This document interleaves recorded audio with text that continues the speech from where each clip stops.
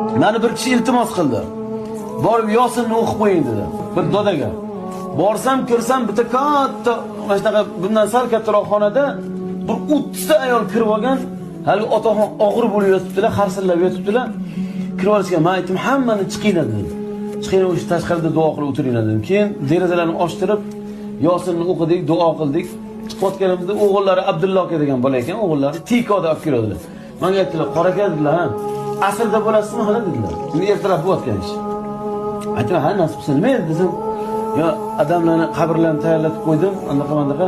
Mabodo bo'lmay qoladigan bo'lsalar, o'zingiz o'qib berasiz janozani asrda." Nima aytdim? "Hey, nima qiling, iymonlarini salomat qilsin, yaxshi qolsinlar, bunaqa." Oxiri vafot etdilar, bomdodga chiqardilar. Bomdodga. Men bomdodda o'zim o'sha yerdaman. Keyin bu kishiga o'xshagan bitta kichkina bola chiqdi. Vali bo'libdi. Men aytdim, "Ukam dedim, adangiz chiqsinlar, Abdulloh akani chaqiring" dedim. Yig'layapti ana bular. Adangiz chiqsinlar desam, "Yo'q, adamni janozalari" dedi. Shunman nima?